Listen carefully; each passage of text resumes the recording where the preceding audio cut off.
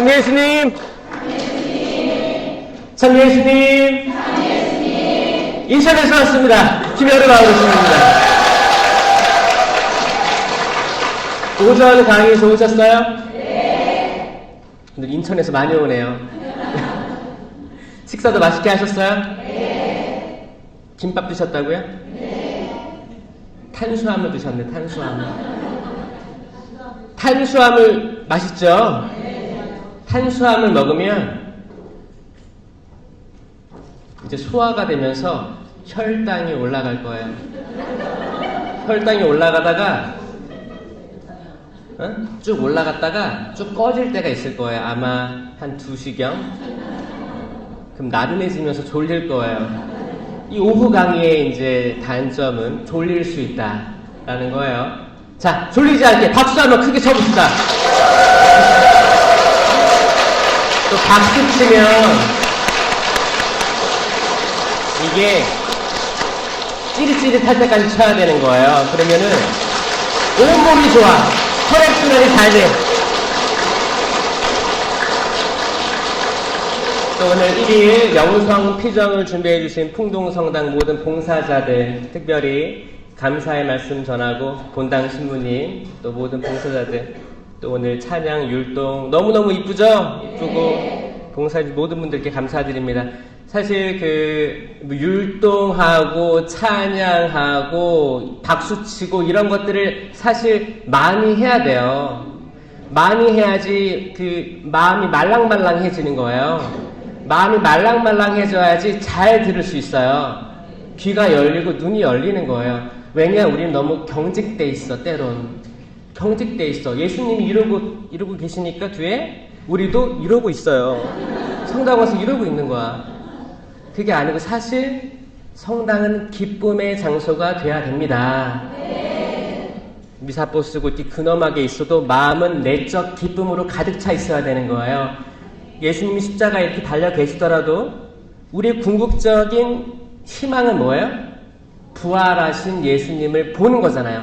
그 고통의 모습을 통해서 결국 그 긍정, 부활의 예수님을 만나고자 하는 신앙생활인 거예요. 여러분들이 지금 고통 중에 있을 수도 있어요. 때론 어떤 상황이든. 제가 아침이 아니구나. 한 1시간 전쯤에 여기 근처 카페에 갔었어요. 카페에 가서 저 이제 강의 준비도 하고 이제 조금 이제 카페 애들에는 좀 이렇게 클래식이 또 흘러나오기도 하고 차분하게 앉아서 이제 좀 준비를 하는 거죠. 준비하는 시간을 가지는데 바로 옆 테이블이 자매님 2분이 계시는데 얘기를 하는데 저도 모르게 쏠깃한 거예요. 그래서 잘 들어봤어요. 무슨 얘기를 하냐면 어떻게 하면 절세를 할 수 있는지를 얘기하더라고요. 절세 민영아 말고 세금 절약하는 방법. 그게 뭐냐면 자식에게 어떤 유산이나 뭐를 돈을 줬을 때 얼마까지 가능하냐. 한 분은 5천만 원까지 가능하다. 한 분은 1억까지 가능하다. 법이 바뀌었다. 이런 얘기 하고 있는 거예요. 쏠깃한 거예요. 잘 모르겠는데 목소리가 너무 커. 그 카페를 장악했어요. 그래가지고 나는 이렇게 보고 있는데 이제 바로 옆 테이블인데 울리잖아요. 그래서 듣고 있었어요. 제가 거의 1시간을 들은 것 같아요. 저는 오늘 강의 데리고 오려고 했어. 어떻게 하면 절세할 수 있는지. 다 들어보니까 내용은 그랬어. 절세 이야기를 막 하다가 이걸 이제 자녀에게 이제 뭐 어떻게 지분을 주고 뭐 이렇게 하려다가 보면 세금을 많이 떼가니까 이걸 줄여야 된다. 그래서 사실 뭐 돈 문제가 진짜 이슈긴 이슈인가 보다라는 생각을 하게 됐고 한참 얘기하다가 뭘로 넘어갔는지 알아요? 생명보험. 나는 이렇게 절세 얘기하고 자녀에게 돈을 준다고 하길래 나는 나이가 많이 드신 분인 줄 알았는데 거의 커튼이 쳐 있으니까 잘 못 봤어요. 근데 보니까 지금 애들이 어린 거야. 어린데 애기 때 생명보험을 들면 뭐 어느 정도 성인이 되면 다시 들어야 된다면서요? 아, 그래요? 난 모르지. 근데 그걸 얘기하는데 계속 귀가 뚫긋하는 거야. 이게 요즘 젊은 부모님들 이게 이슈인가 보다라는 생각을 조금 하게 됐어요. 아기 때부터 태어나자마자 생명보험을 들고 앞으로 이제 100세 뭐 이게 나오니까. 그러면서 생각을 했어요.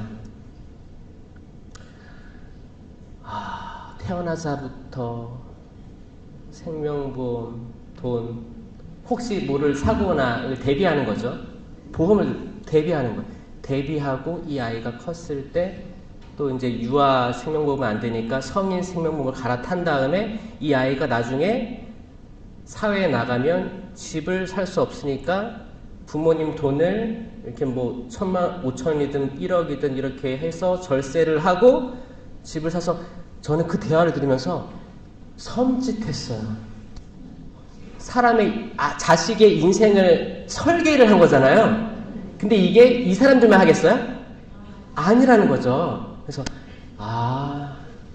사람 한 생명이라는 거, 그리고 그 생명을 생각하려는 부모님, 거기에 참 지혜롭다. 세상의 지혜죠.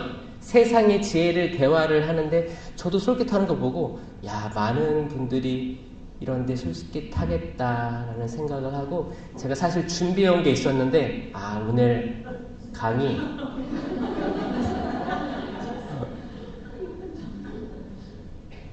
생명, 영원한 생명. 이건 유한한 생명을 가지고, 유한하기 때문에 보험을 드는 거잖아요. 영원한 생명에 대해서 이야기를 해야겠다라는 생각을 했습니다. 어때요?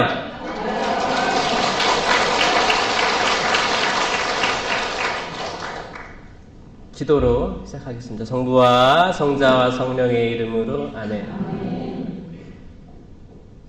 주님, 감사드립니다.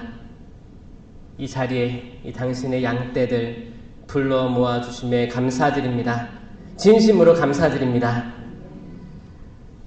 세상은 바쁘고 너도 나도 지혜롭다고 생각하여 자신들이 원하는 길로 나아가고자 합니다. 주님, 하지만 여기 모인 당신 양떼들, 세상의 지혜보다 영원한 생명의 말씀, 당신의 지혜를 들으려 이 자리에 모였습니다. 이분들 축복해 주십시오. 이분들 축복해 주십시오. 이분들이 오직 당신 영원한 생명의 말씀을 듣고 따른다면 그 모든 세상의 축복들, 복들 자연스럽게 따라옴을 믿게 하여 주십시오. 그 우선순위가 주님 오직 한 분이신 삼위일체이신 예수 그리스도가 되게 하여 주십시오. 저희들 부족합니다. 나약하기 때문에 수만 번 걸려 넘어지고 수만 번 세상의 지혜를 찾아 여기저기 기웃거립니다. 주님, 저희들의 이 에너지를, 당신께서 주신 이 에너지를 오직 당신 영광을 위해서 쓸 수 있는 그런 지혜로운 당신 자녀들 되게 하여 주시옵소서. 주님, 저희들 걱정들이 많습니다.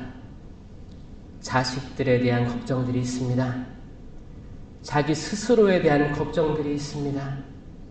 특별히 물질적이고 건강적인 또 미래에 대한 걱정들이 있습니다.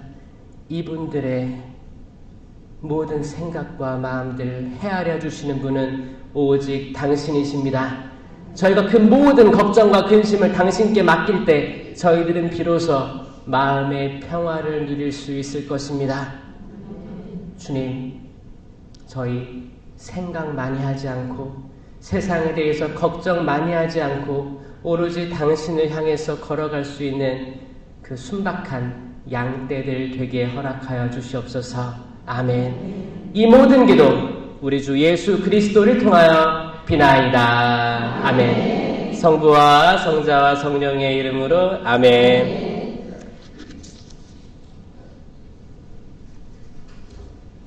절세.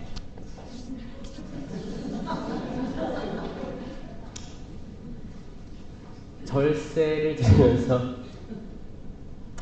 그래도 돈이 있으신 분들이다 생각을 했어요. 있는데 어떻게 써질지 모르는 것 같아요.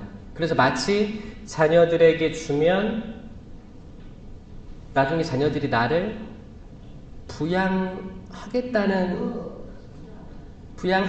할까라는 기대감이 있나? 그런 느낌이겠죠? 아니에요? 그냥 주고 싶은 거예요? 그냥 난 받기 싫은데 그냥 다 주고 싶은 마음일까요? 그럼 첫째가 좋아요? 둘째가 좋아요? 줄라면? 응? 같이 똑같이? 이게 진짜 사람이라는 게 진짜. 그러면 자녀들은 이걸 받았어, 어렸을 때. 그러면 또 그들의 자녀들이 있겠죠. 그들의 자녀들이 커. 또 이사 가고 뭐하고 빚 내고. 그럼 부모님께 받은 돈들 기억할까요? 받은 만큼 부모님께 잘해드릴까요? 이게 우리 계획대로 될까? 이런 생각도 하면서 여러분들은 그나마 저는 지혜를 찾아서 온다고 생각하거든요. 하느님의 지혜는 이렇습니다. 마태복음 19장 16절에 기가 막힌 이야기가 나와요. 어떤 사람이 예수님께 와서 스승님, 제가 영원한 생명을 얻으려면 무엇을 해야 합니까? 라고 물어봐요. 이거는 모든 사람들의 질문일 수 있어요. 제가 여기저기 다 경험해보고 세상 풍파 다 겪어보고 산전, 수전, 공중전 다 파전, 육전 다 겪어봤는데 아직 영원한 생명을 잘 모르겠습니다. 성당 아무리 나와도 영적으로 뭔가 깨어있고 내가 개인적인 체험이 없기 때문에 내가 잘 신앙생활 하는지 모르겠습니다. 주님, 영원한 생명이란 무엇입니까? 이 질문은 사실 우리 모두의 질문이거든요. 여러분들은 신앙 개인적인 체험 좀 많이 하셨어요? 하신 분도 있고 긴가민가한 분도 있어요. 있을 거예요. 그러니까 예수님 뭐라고 해요? 계명을 지켜라 라고 처음에 얘기하시는 거예요.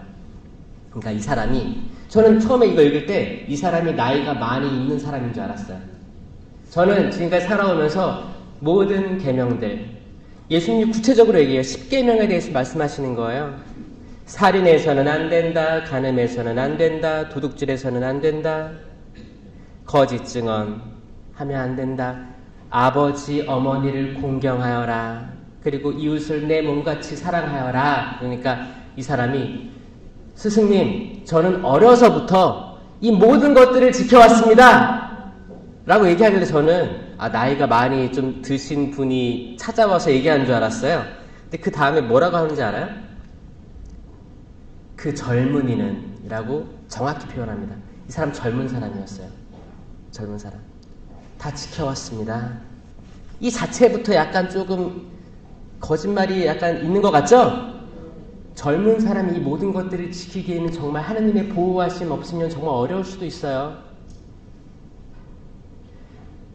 내가 완전한 사람이 되려거든 가서 너의 재산을 다 팔아 가난한 이들에게 나눠주어라.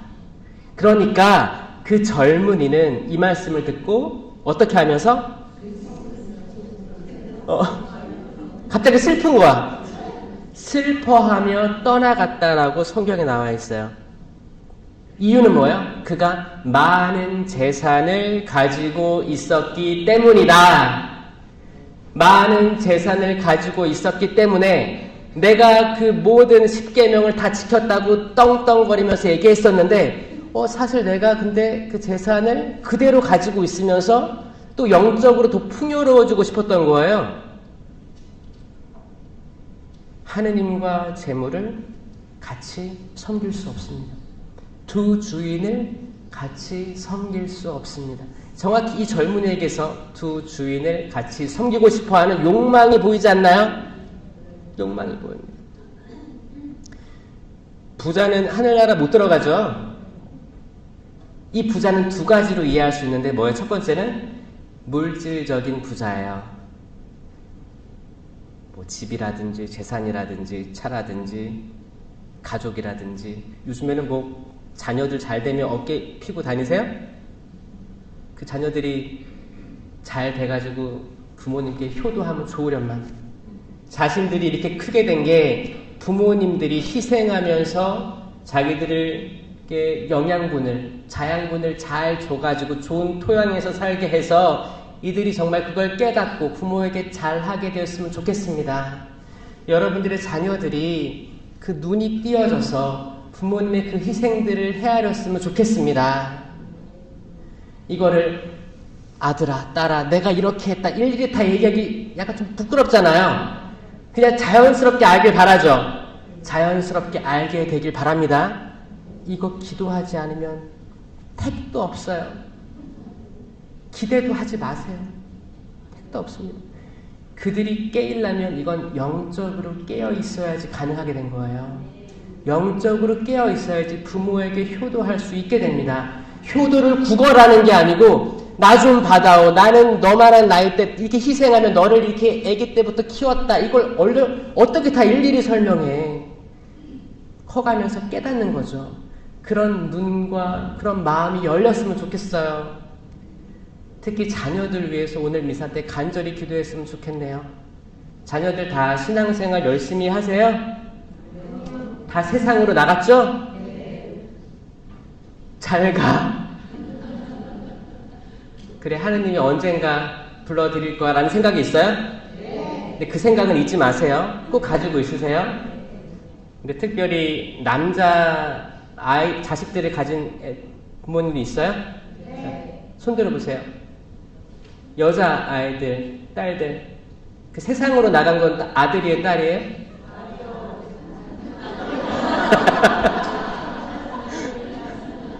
아마 똑같이 아들, 딸 똑같이 요즘 세상은 많이 나갑니다. 많이 나가요. 그들이 다 나갔는데 전 특별히 아들들이 조금 더 취약하다라고 생각합니다. 딸들 잘 돌아올 거예요. 눈이 띄어지는 시기가 더 빠르다고 생각하거든요. 사실 사춘기 또 이렇게 철드는 게 여성들이 좀 빠르죠? 또 빨라요. 그거는 하나님의 섭리예요. 왜냐하면 생명으로 정향되어져 있는 존재는 사실 생물학적으로 여성입니다. 이제 생명을 가지고 낳을 수 있는 존재는 여성이지. 하나님의 창조 섭리예요. 이들이 먼저 깨달을 수밖에 없어요. 이거는 그냥 일반 교육적으로 봤을 때도 더 빨리 성장하고 부모에 대한 그것들을 더 많이 이해하고 세상을 더 빨리 이해한다고 하더라고요. 이거는 뭐 성경적인 그런 게 아니고 일반적인 모든 학회들에서 얘기하는 것들이에요. 그래서 뭐 같은 나이여도 초등학교 들어가면 이미 틀려요. 그 뇌의 발달이라든지 세상을 바라보는 시야가 좀 다릅니다. 남학생들도 이거 알고 있어요. 알고 있어요. 딱 말해서 그 뭐야, 여러분들 자녀들 이제 결혼할 때 되면 남자 아이들이든 여자 아이들이든 이제 사귀는 사람이 천주교가 아니에요. 이걸로 걱정하시는 분들 많거든요. 남자 아이들은 만약에 이제 개신교 여자를 만나면 어떻게 돼요? 개신교로 가는 거예요. 요즘 세상에 그 와이프 말 안 들었다고 어떻게 돼요? 혼나는 거예요. 혼나는 거예요.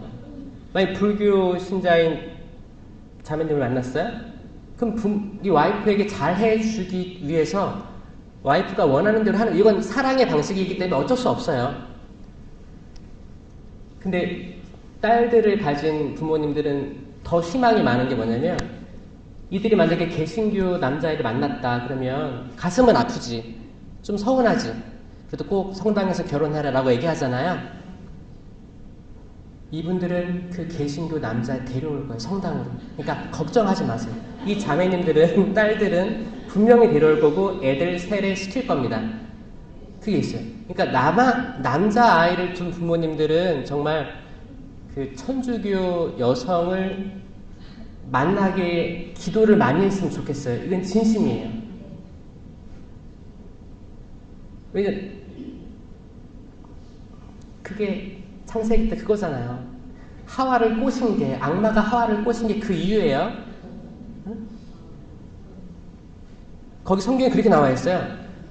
악마하고 하와하고 대화하는 건 많이 있습니다. 길게 있어요. 근데 여자가 열매를 먹고 남자에게 주니, 남편에게 주니 그도 그걸 받아 먹었다. 아주 간단하게 서술되어 있습니다. 아담이 먹게 된 경위는 아주 간단해요. 악마하고 하와하고 대화하고 엄청 길어요. 뭐 처음부터 그 하나님께서 모든 걸 창조하셨을 때 모든 나무 열매 다 먹지 말라고 했지? 아니, 그게 아니고 다 먹되 이거는 먹지 말라고 했었어. 이 대화를 계속해요. 근데 마지막에 결국 여자가 주니 남자는 그걸 먹더라. 이 단순한 여기서 인생의 진리를 발견할 수 있는 게 남자들은 사실 1+1이 맞다. 진짜 맞아요. 그러니까 여성들의 신앙심이 얼마나 중요한지. 저는 천주교에서 여성이 70%가 신앙이 있어요. 남성 30%라고 하는데 더 떨어질 거라고 생각합니다. 여성들, 여러분들이, 남성들 죄송합니다. 근데 여기 나온 남성들은 그 30%에 든 거예요. 대단하신 분들이에요. 가지고 일반적으로 퍼센테이지가 그렇다. 그러니까 특별히 남자 아이들 가지신 부모님들, 꼭 아까 손 든 거 보셨죠? 딸들 가진 부모님들, 자, 친해지세요. 친해지시고, 딸들은 아무데나 보내도 돌아올 거라는 전 믿음이 있습니다. 그러니까 사람들이 그렇습니다. 그렇다면 누가 구원받겠는가? 이렇게 계명을 잘 지켰다고 하는 이 젊은이가 이렇게 슬퍼하며 떠났는데 예수님께서 낙타가 바늘구멍으로 들어가는 게 그 부자들이 하늘나라 들어가는 것보다 더 쉬울 거라고 생각해요. 자, 여러분들 낙타가 어떻게 바늘구멍으로 들어가는지 아세요?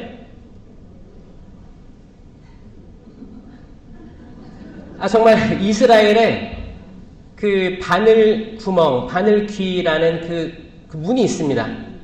문이 있어요. 문이에요, 문이에요. 그 통과하는 문이에요.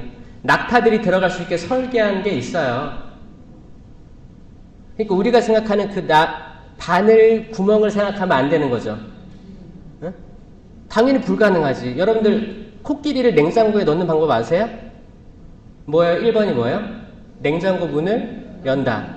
두 번째, 코끼리를 냉장고에 집어넣는다. 세 번째, 문을 닫는다. 이거 어떻게 하세요? 말도 안 되는 거죠. 말도 안 되는 거예요. 마찬가지로 바늘귀로 통과시키는 건 낙타를 바늘귀로 집어넣는다. 이게 됩니까? 이거는 인간적인 사고방식이라는 거죠. 하지만 하느님의 눈에는 바늘귀는 차원이 다른 공간입니다. 자, 여러분들이 봐봐요. 원근법 있죠? 바늘을 눈에 갖다 대고 있어요. 그러면 구멍이 보일 거 아니에요. 그러면 멀리 있는 낙타는 이 바늘 사이로 들어갈 수 있어요, 없어요? 그쵸? 바늘이 여기 있다고 생각해봐, 눈앞에. 그러면 바늘 구멍이 보일 거 아니에요? 그럼 아주 멀리 있는 게 아주 작아지는 거죠. 그래서 이게 딱 통과하는 것처럼 보여지죠. 이거 뭐야? 시선을 바꾸고 차원을 바꿔 생각하지 않으면 절대 이해 못합니다. 하느님 말씀, 시선을 달리 보지 않으면 이해할 수 없어요. 그렇기 때문에 옛날에 그 율법학자들, 바리사이들 어떻게 설명을 했냐면 차원을 넓게 보여주려고 설명을 했었는데 시작은 좋았지. 근데 나중에 가면 갈수록 이게 자기들만 아는 정보가 됐다는 거예요. 그리고 이걸 가지고 모든 사람들이 자기보다 낮게 보였다는 거예요. 그러니까 정보를 더 감추고 따라하려면 따라와봐. 이렇게 된 거예요. 지금은 정보화 시대죠. 정보는 다 열려 있습니다. 열려 있는 거예요. 코로나 시기 때 어떤 사람들이 뜨기 시작했냐면 정보를 감추는 게 아니고 정보를 오픈한 사람들이 뜨기 시작했어요. 왜? 인터넷이 발달하면서 다 못 만나게 했어요. 사람들 정부에서도 그렇고 성당에서도 그렇고 모이지 말라 했어요. 모이면 바이러스도 퍼지지만 결국에는 못 만나게 한 거예요. 이거는 천주교 역사상 가장 치명적인 3년이었다고 생각합니다. 동의하세요? 네. 인류 역사상 성당이 그렇게 문을 닫은 건 처음이었어요. 처음. 거기 뭐야? 옛날에 흑사병 창궐 이후에 처음이었던 거예요. 이거를 여러분들이 겪어내신 거예요. 어떻게 보면 여러분들 앞으로 100년, 200년 후에 지금을 역사책에서 볼게 될 거예요. 다음 세대들이 야, 이런 때가 있었네 라고 공부하게 될 때입니다. 여러분 그 역사의 한 부판에 있습니다. 여러분들은 그걸 겪었고 3년 동안 추락하는 걸 겪었고 다시 3년 동안 일어나야 되는 걸 겪어야 될 사람들이에요. 아멘? 그게 어디서부터 시작되어야 되냐면 말씀이에요. 말씀입니다. 하느님 말씀이 여러분들을 변화시킬 거예요. 이 모든 것 중심에는 성령 하느님이에요. 성령 하느님께서 여러분들을 뜨겁게 다시 일으켜 주실 것을 믿습니다. 성령이 어디 있습니까? 난 들어본 적도 없습니다. 이게 사도행전에 나와요. 성령이 있다는 말을 들어본 적도 없던 사람들이 많았어요. 이건 지금 천주교 신자도 비슷합니다.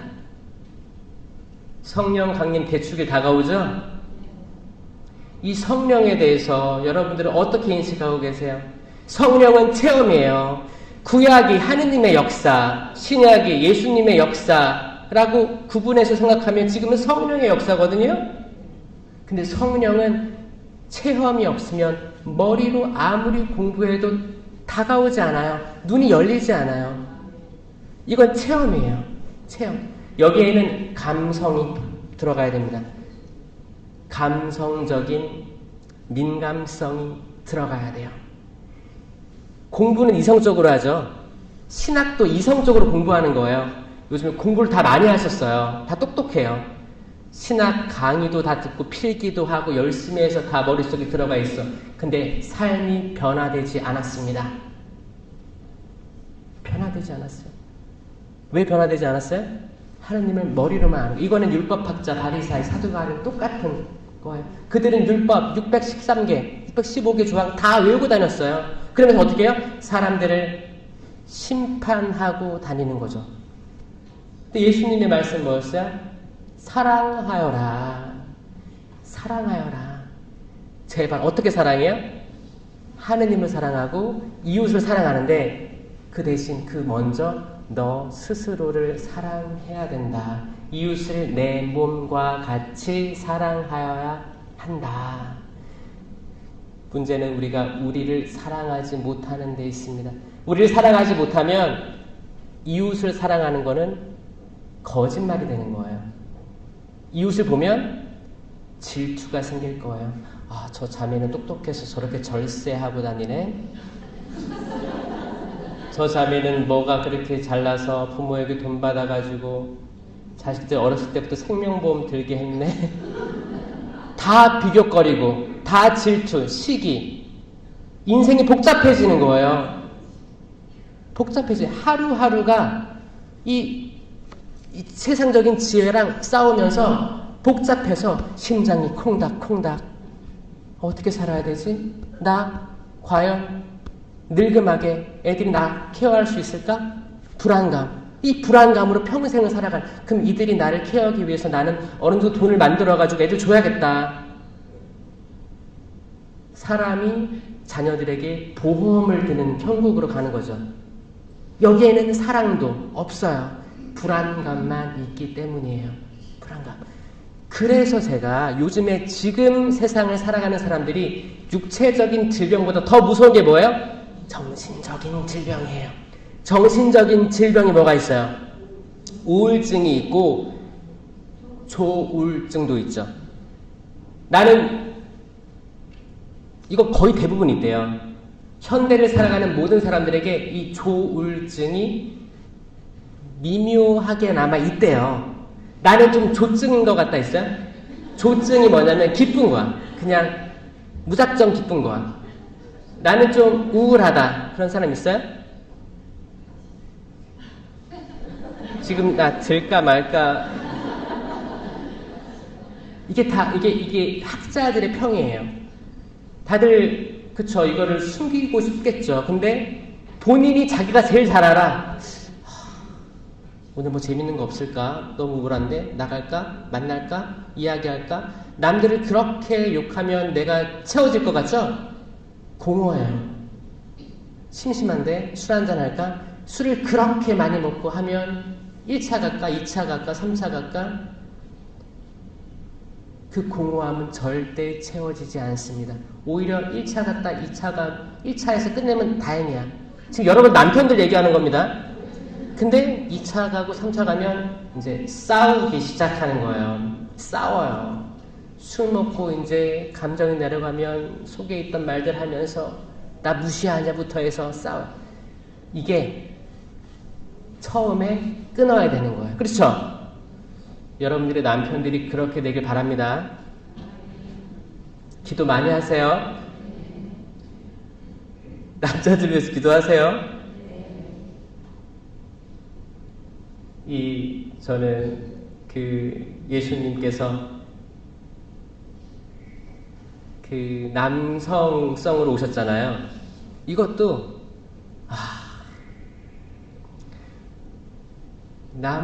남자들이 바로 일어서야 되는데 너무 위태로운 분들이 많기 때문에 그렇지 않았을까라는 생각도 합니다. 주님의 제자들도 남성들이었어요. 다 가장들이었죠. 다들 사회생활 열심히 하고 어부, 세리, 다양한 사람도 있었죠. 열혈당원, 정치적으로 막 뛰어든 사람도 있었어요.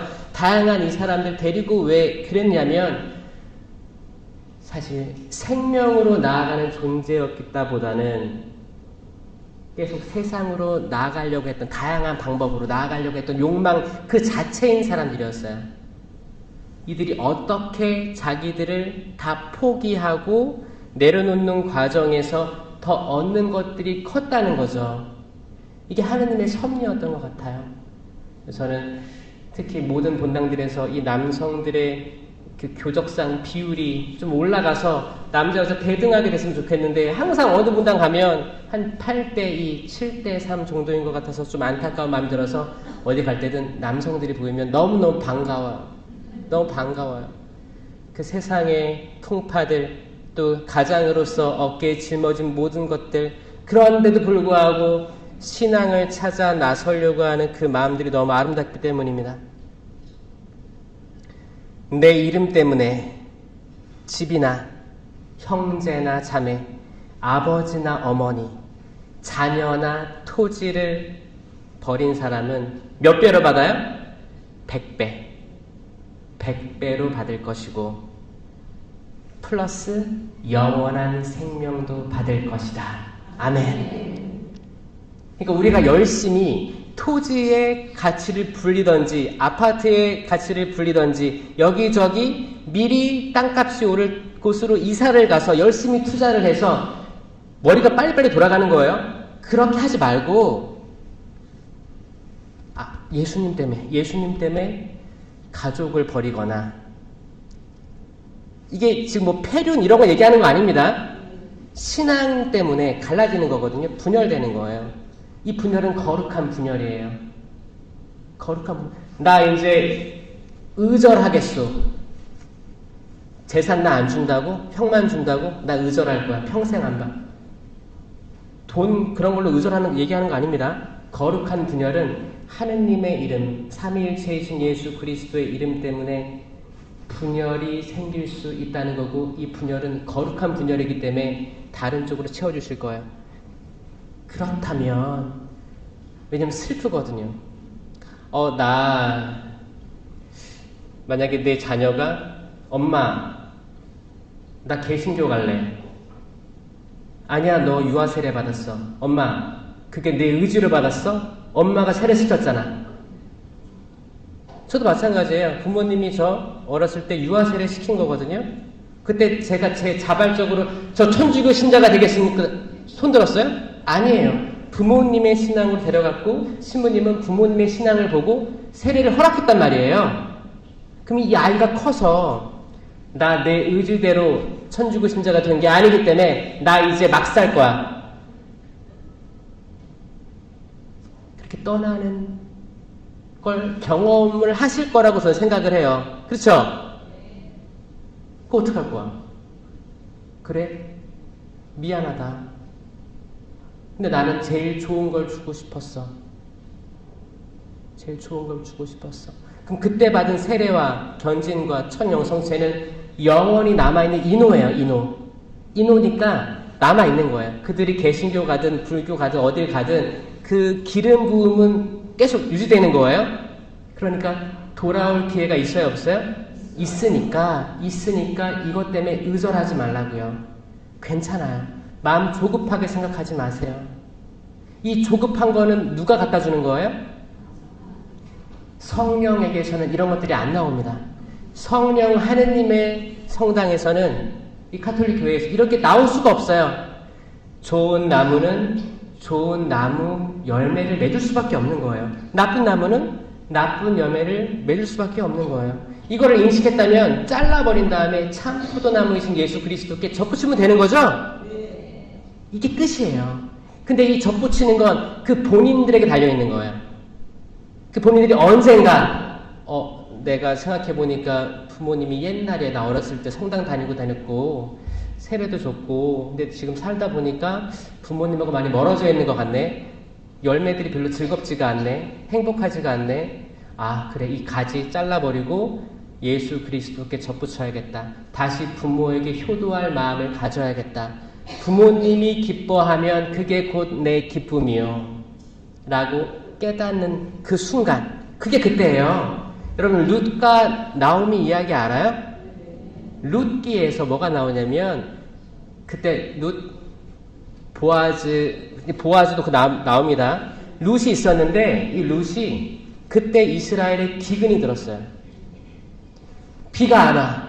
비가 안 오면 거기에 있는 땅에 곡식들이 자랄까요? 안 자랐어요. 안 자랐어. 그래서 거길 떠나서 모압 땅으로 이주합니다. 아들 둘 데리고 이주하는 거예요. 왜? 잘 먹고 잘 살라고. 잘 먹고 잘 살기 위해서 간 거예요. 이주해 갔어요. 거기서 이방 여자들을 만난 거예요. 아들들이. 그 중에 하나가 룻이었죠. 근데 남편 두 아들이 다 모압 땅에서 죽습니다. 이 룻은 미래에 더 잘 살기 위해서 이주했는데 남성들이 다 죽었어요. 두 아들, 남편. 그러면 이 룻에게 남은 게 뭐예요? 두 며느리밖에 없었어요. 두 며느리. 다 이방 민족. 그 마음이 어땠을까요? 처참하지 않아요? 거기 모압에서는 룻은 이방인이었어요. 이스라엘에서 왔잖아. 이방인인데 여기 다 모압 여자들이고 다 죽은 거야. 털레 이 마음으로 나 다시 돌아가야겠다라고 생각한 거예요. 이건 이주민들도 마찬가지입니다. 저 호주에서 저는 오래 살았어요. 살다가 왔는데 단편적으로 호주만 봐도 많은 이주민들이 있습니다. 한국에서 그래도 잘 사는 사람들이 많아요.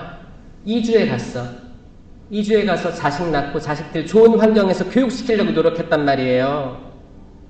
그리고 시간이 지난 다음에 애들이 컸어. 한국말보다 영어를 더 잘해. 그럼 어떻게 해요?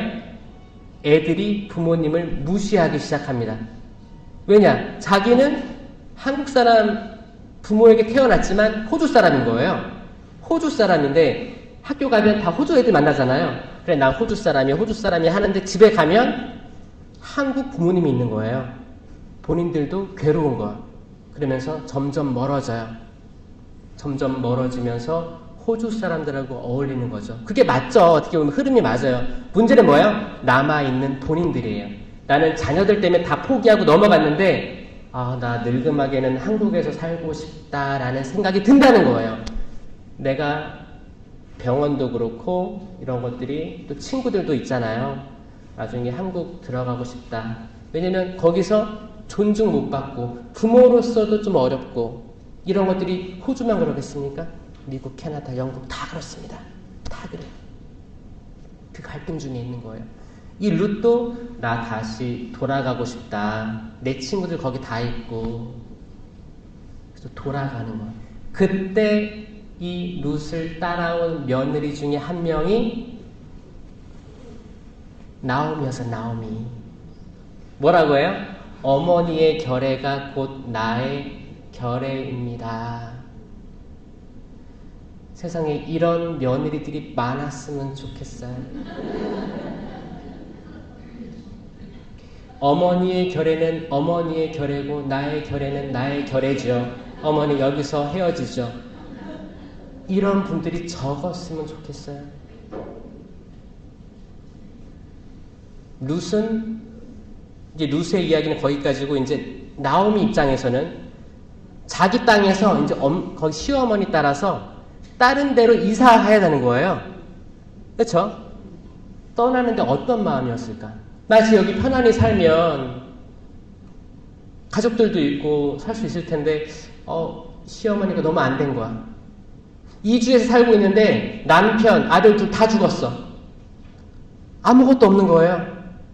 이 나오미에게는 이제 룻은 나오미에 대한 그런 애틋한 연민이 생긴 거예요.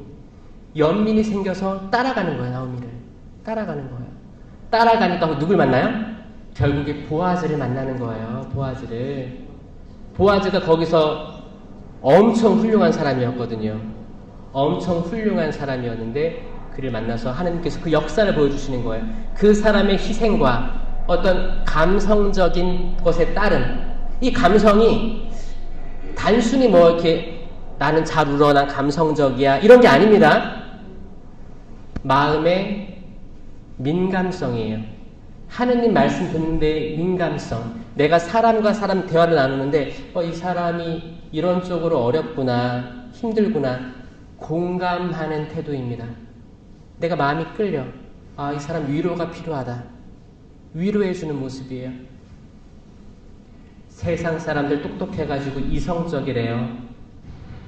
그리고 감성적인 사람들은 많이 울기도 하고 많이 짜증도 내고 많이 이렇게 막 우락부락하기도 하고 그래가지고 그 사람들을 좀 격차가 있다고 할까요? 이성적이고 또릿또릿하고 감정에 치우치지 않는 사람을 더 높게 평가하는 시대에 살고 있는데 저는 이게 아니라고 생각해요. 결국에 세상에 수많은 나쁜 것들을 결정할 수 있는 그 부류는 이성적이라고 생각하는 부류들이 많이 결정합니다. 지금 세상에 우크라이나, 러시아, 이스라엘, 가자 그 많은 큰 전쟁들을 일으키는 사람들은 감성적이지 않아요. 어떻게 해요? 테이블에 딱 모여가지고 자 이런 논의가 있습니다. 회의하는 거예요. 되게 이성적으로 보여요. 딱 정장 갖춰 입고 딱딱딱 여기 뭐 계급장 몇 개 달고 있고 상황이 이렇습니다. 그래요. 공격합시다. 이건 이성적인 판단으로 수많은 학살자들을 만들어낸 거예요. 이건 인류의 역사예요. 차라리 감성적이야, 감정적이야. 1대1로 야 너 그랬잖아 왜 그랬어 막 싸워. 이거 돌아보면 자기가 더 속상해. 자녀에게 너 내가 이거 하지 말라고 했지 왜 그랬어? 차라리 이게 훨씬 나아요. 내가 말로 상처를 줘도 알아요. 준 사람 알아. 내가 너무 격했지 미안해. 오히려 더 잘 될 수 있는 연결고리가 생겨요. 차라리 이게 뒤끝이 없어요. 뒤끝이 없어요. 나는 원래 평생 감성적이었는데 좀 가까운 거죠. 그렇게 창조된 거예요. 거기에 장점이 있을 겁니다. 자기가 자기를 부정하지 마세요. 하느님 나 왜 이렇게 창조했어요? 슬퍼하지 마세요. 그렇게 지음 받은 거예요. 그걸 통해서 하느님의 역사가 이루어질 거예요. 그걸 믿으셔야 돼요. 근데 어떤 사람은 진짜 평생을 그렇게 산 거야. 근데 나는 이런 내가 너무 싫은 거야. 30대, 40대 너무 싫은 나머지 내가 우울증에 걸려. 내가 내 존재를 부정해버려요. 그럼 내가 나를 사랑할 수가 없습니다. 내가 나를 사랑할 수가 없어요. 내가 나를 알면 조금 조절하면 되는 것 뿐이지 내 존재 자체를 미워할 필요는 없는 거예요. 그렇게 해서 감정을 주고받고 혹은 자녀들에게 상처를 주기도 하고 부모에게 상처를 주기도 하고 했으면 빨리 이걸 풀고 다시 회복할 수 있는 거죠. 이성적이라고 생각하는 사람들은 자기가 잘못하고 뭘 잘못했는지 잘 모르는 사람들이 사실 많이 있죠. 그래서 지금은 성령의 시대는 감성의 시대입니다. 이 감성이 아니고서는 하느님의 그 미묘한 사랑을 체험하기 어렵습니다. 그렇지 않아요? 여러분들 만약에 여기 기도회 하기 전에 율동하고 박수치고 찬양하고 하라고 했을 때 아니야, 난 그런 사람이 아니야. 알렐루 알렐루 소리없지 이거 하는데 사람들이 이렇게 하잖아요. 그러면 아니야 난 저럴 수 없어. 절대 안 해. 아니야. 나는 똑똑한 사람이야. 난 이해할 수가 없어. 여기서 왜 이렇게 하는지 이해할 수 없어. 이렇게 목이 뻣뻣한 사람들이 있다면 이게 더 위험한 거예요. 그렇지 않습니까? 사람이 말랑말랑해야 돼요. 유연해야 됩니다. 자녀들이 갑자기 어머니 나 지금 결혼할 거예요. 하지마. 엄마 준비가 안 됐어. 이게 아니고 어머나 갑자기 무슨 일이야. 대화해보 이런 마음은 그 민감성이 없어 못합니다. 화내요. 뭐라고 내가 너 어떻게 키웠는데 너 개신교 뭐 신자를 데려와가지고 그게 아니고 마음의 평화를 내적 평화를 간직하면서 주님 저에게 무슨 말씀을 하려고 하십니까? 정말 최선을 다해서 키웠는데 제가 어떻게 이런 상황을 받아들일 수 있습니까? 당신 어디 계십니까? 제가 흥분하지 않고 분노하지 않고 격정내지 않게 해주시고 이 관계를 잘 유지할 수 있게 도와주십시오. 당신께서 부모와 자녀 사이의 관계를 만들어주지 않았습니까? 도와주십시오. 이 기도가 나와야지 진짜 신앙인이지. 성당에서는 아멘 아멘 미사보 딱 쓰고 네네 동사 열심히 하고 성체 딱 모시고 집에 들어가서 이놈의 새끼 어딨어? 나는 심판자가 될 거야. 나는 한번 생각하는 건 내가 옳은 거야. 나는 말 바꾸지 않아. 너 내 말 들어야 돼. 내 말 들어야 돼. 너 잘못했어. 이 심판자가 되는 게 선악과 나무 열매 먹는 거라니까요. 선악을 분별해서 내가 분별해서 난 분별할 수 없어요. 선악을 조금 느낌만 가지고 있는 거지 그걸로 진짜 판단할 수 없어요. 하느님만이 온전히 판단할 수 있습니다. 열매를 보고 판단하는 거예요. 열매를 보고. 근데 그 순간 즉흥적으로 너 방에 들어가서 나오지 마. 뉘우쳐. 자녀들은 헐 나 잘못한 거 없는데. 이거 뭐예요? 부모 생각이 그런 거예요. 부모 생각. 근데 거기에는 즉흥적인 심판과 결단과 엄마 생각이 맞아. 내가 하는 건 다 옳아. 난 어떻게 절세하는지 다 알고 있고 엄마 공부 많이 했어. 경제적으로 공부 많이 했어. 엄마 따라와. 그렇죠. 우리는 이성적으로 지금 차 있어가지고 오히려 그렇게 심판자가 될 수 있다. 아담과 하와가 첫 번째 유혹은 그거였어요. 어떻게 하면 선과 악을 구분해서 그렇게 심판자가 될 수 있었는지. 결국 에덴 동산의 핵심은 뭐였냐면 선과 악을 알게 하는 나무가 아닌 생명나무의 존재였습니다. 그렇죠? 에덴 동산에 선악과 나무가 있었어요? 생명나무가 핵심이에요. 생명나무. 생명나무가 거기 있었어요. 동산 한가운데 선과 악을 알게 하는 나무와 생명나무를 심으셨다. 그런데 아담과 하와는 선악과 나무 열매를 결국 먹었죠. 추방됐어요. 그리고 성경에서 말씀하시길 창세기 이게 1장 3장이에요. 3장 2장 3장에 에덴 동산 나오거든요. 뭐라고 했어요? 이들이 다시 돌아와서 생명나무 열매를 먹게 해서는 안 되지 하고 불칼로 막아놓은 게 에덴 동산의 끝 이야기입니다. 그러면 핵심은 뭐예요? 생명나무 열매를 왜 못 먹었는가가 질문이었는데 수많은 천주교인들이 왜 그들은 선악과 나무 열매를 먹고 쫓겨났는가에 집중하는 거예요. 그게 아니고 생명나무 열매가 주어졌다가 핵심이었어요. 이게 하느님의 사랑이에요. 그런데 인류가 눈이 가리워져서 못 본 것 뿐이죠. 마치 성당에 들어와서 이 십자가에 예수님 달린 거 보고 죽음, 어두움, 슬픔, 고통스러움이 먼저 느껴지신다면 이거는 구원 역사를 잘 내가 이해 못하고 있는 거예요. 눈이 가리워져 있는 거예요. 전 성당에 딱 들어올 때 성수에 딱 찍잖아요. 그리고 기도하잖아요. 뭐라고 기도해요? 주님이 성수로 죄를 씻으시고. 이 죄는 뭐예요? 이건 소죄예요. 소죄. 죄를 씻어주는 건 고해성사죠. 고해성사로 씻겨주는 건 대죄. 대죄는 10계명에 반대된 죄들을 대죄라고 하는 거예요. 들어올 때는 내 죄를 씻어주시고. 이건 소죄, 소죄. 자잘한 죄들 있잖아요. 1계명이 뭐예요? 한 분이신 하느님을 흠숭하여라. 2계명 하느님의 이름을 함부로 부르지 마라. 3계명 주의를 거룩히 지켜라. 이 3개가 하느님에 대한 사랑이에요. 그 다음부터 이제 쭉 나오는데 네 번째 계명이 뭐예요? 부모에게 효도하여라가 이웃에 대한 계명 중에 가장 으뜸에 있는 게 부모에게 효도하여라예요. 부모에게 효도하라. 그 다음에 사람을 죽이지 마라. 간음하지 마라. 도둑질하지 마라. 거짓 증언하지 마라. 남의 아내를 탐하지 마라. 남의 재물을 탐하지 마라. 7개가 쭉 나오는 거예요. 이 10계명에 반대된 게 대죄. 여기에 들진 않지만 뭐 자잘한 거 있잖아요. 만약에 거짓말을 하지 마라가 있잖아요. 이건 거짓 증언을 하지 마라거든요. 이건 법적인 용어예요. 내가 법정에서 나의 이득을 위해서 거짓말로 증언하지 말라는 거예요. 이건 단순한 거짓말하고 틀립니다.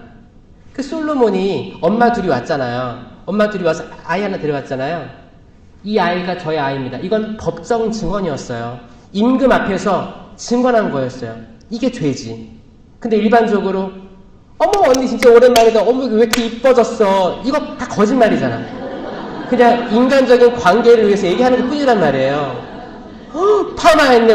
완전 잘됐다. 어머 완전 잘됐다. 그래 이건 인간끼리 윤활유 역할이죠. 이런 걸 가지고 고해성사 안 하잖아요. 주님, 신부님 제가 오랜만에 언니 만났는데 진짜 못생겼는데 이쁘다고 얘기했습니다.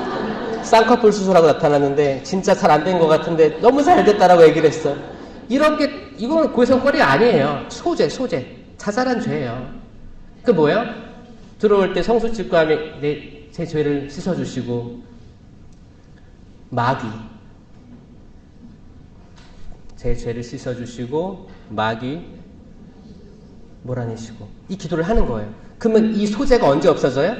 이 미사 전례 말씀의 전례 직전에 신부님이 사제경을 외워줘요. 뭐 제타시오 하고 자비를 베푸소서 하고 그때 더 없어지는 거예요. 소재는 미사 때 없어진다. 아멘? 이것도 인식하셔야 되는 거예요. 소재는 미사 때마다 없어지는 거예요. 소재는 고해성사거리가 아니고 미사 때 없어진다. 아멘? 꼭 기억하세요. 소재 많이 얘기하지 마세요. 괜찮아요. 그럴 수 있는 거예요. 그럴 수 있어요. 좋은 말들 많이 해주세요. 칭찬의 말들. 그게 내 이득이 아니라면, 내 실질적인 뭐 돈과 관련된, 재물과 관련된 법정 증언이 아니라면 좋은 말들, 이거를 하얀 거짓말이라고 해요. 영어로도 있어요. 화이트 라이라고 해요. 그거는 그럴 수 있지. 뭐 자식들하고 전화 끊을 때 아들 사랑한다. 내 엄마 사랑해요. 퍽이나 그냥 약간 그 인사치레 그런 거 있잖아요. 진심이 아닐 수도 있단 말이에요. 그렇죠? 그런 거에 대해서 해방되시기 바랍니다.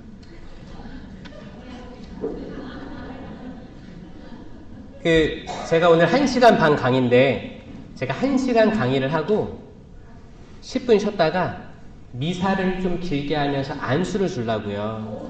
그렇죠? 그게 안수가 왜 필요하냐면 여러분 뇌는 축복받을 필요가 있어요. 근데 안수는 전통적인 카톨릭교회의 전통적인 예식입니다. 특히 저는 여러분들 뇌가 진짜 쓸데없는 것에 반응하지 않고 다가오지 않은 미래에 대해서 조급해하지 않고 즉흥적으로 분노하지 않고 이렇게 좀 편도체 활성화가 있어요. 편도체 과잉 활성화 되지 않도록 좀 기도를 할 거예요. 그래서 영성체 후에 해드릴 테니까 그게 나을 거라 생각합니다. 제가 마지막에 정리하면서 이 얘기를 할게요. 티모테오 후서에서 이게 3장 1절에서 5절이에요. 티모테오 후서 3장 1절에서 5절을 읽어드릴게요. 정확히 지금을 이야기하고 있습니다. 마지막 때에 대한 이야기예요. 이것을 알아두십시오. 같이 한번 제가 말씀 읽어드리면 따라서 말하세요. 이게 나을 것 같아. 이것을 알아두십시오. 마지막 때에 힘든 시기가 닥쳐올 겁니다. 사람들은 자신과 돈만 사랑하고 허풍을 떨며 오만하며 남을 중상하고 부모에게 순종하지 않으며 감사할 줄 모르고 하느님을 무시하고 비정하고 매정하며 남을 험담하고 절제할 줄 모르며 난폭하고 선을 미워하며 배신하며 무모하고 교만하며 하느님보다 쾌락을 더 사랑하면서 겉으로는 신심이 있는 채 하면서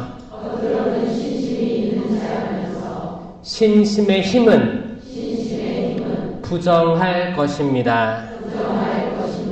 이러한 자들을 멀리 하십시오. 이거 기가 막힌 말 아닙니까? 이게 이 성경이 쓰여진 지가 2000년 전인데 이게 지금도 이루어지고 있어요? 안 이루어지고 있어요? 지금 우리를 두고 하는 말이고 이게 조금 좀 이렇게 좀 듣기 가슴 아플 수 있어요. 시부님 저는 그렇게 매정하지 않은데요. 저 그렇게 뭐 부모에게 효도 안 하지 않는데요. 근데 이게 만약에 조금 나한테 하는 말인 것 같다라고 느끼시는 분들이 영적인 감수성이 있는 거예요.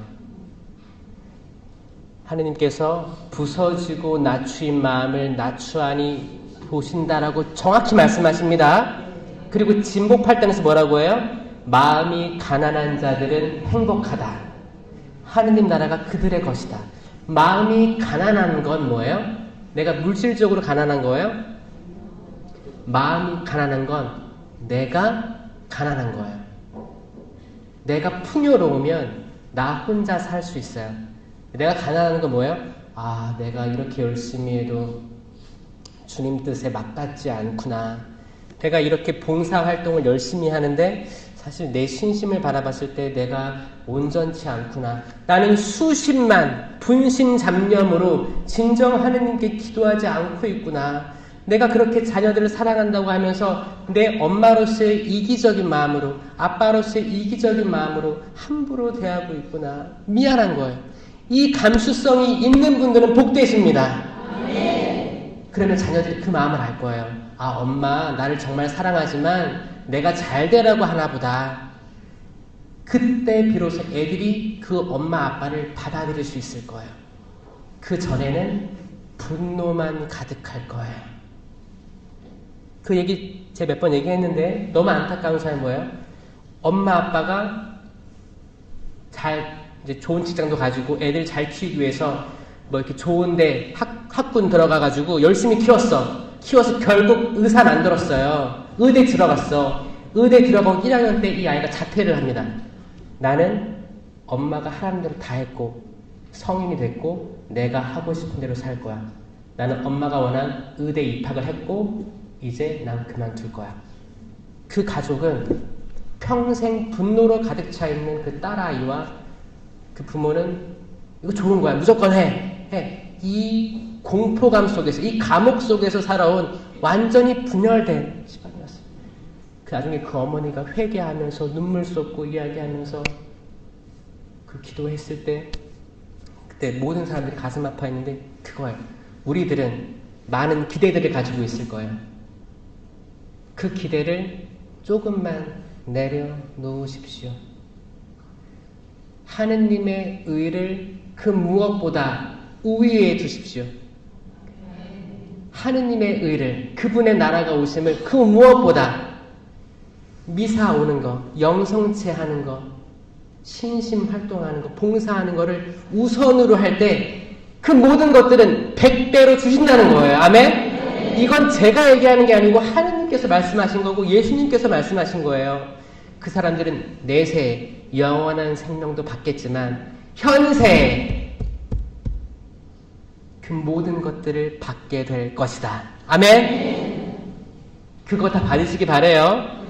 내가 현세의 모든 걸 받기 위해서 아둥바둥 살려고 내 건강 해치고 내 모든 정신 분열시키고 사람들끼리 내가 진짜 독해 보인다는 말 듣지 말고 평화로움 간직하시고 다 내어주시고 내가 가진 거 있으면 나눠주시고 기부도 하시고 기쁘게 신앙생활 하세요. 그러면 하느님께서 알게 모르게 다 두둑히 곳간을 넉넉하게 해 주실 것입니다. 이게 축복이에요. 살아있는 말씀이고 여러분들의 관절과 골수를 쪼개어 깊숙이 말씀하시는 살아있는 그분의 말씀입니다.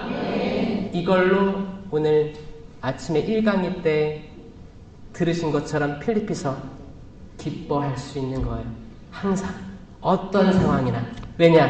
내적 평화가 있기에. 필리피서 쓸 때 바오로 사도는 감옥에 있었습니다. 놀이공원에 있던 게 아니었어요. 놀이공원 다닙니다 기뻐하세요 이게 아니고 감옥에 있으면서 진심으로 쓴 거예요. 나 이제 죽기 직전이에요. 어떻게 될지 몰라요. 그렇지만 여러분들 기뻐하십시오. 거듭말합니다. 기뻐하십시오. 우리가 어떻게 좋은 걸 많이 받았는데 나쁜 것이라고 어떻게 거절할 수 있겠습니까? 아멘. 그 모든 것들을 받아들일 때 우리에게 내적 기쁨으로 충만해지고 우리는 참 포도나무에 접붙여 있는 거예요. 그럴 때 우리는 주렁주렁 성령의 9가지 열매, 사랑, 기쁨, 평화, 인내, 친절, 선행, 성실, 온유, 절제, 이 9가지 열매를 맺을 수 있다는 겁니다. 성령의 열매 가득 맺는 풍동성당 모든 교우들이 되었으면 좋겠습니다. 들어주심에 감사드립니다.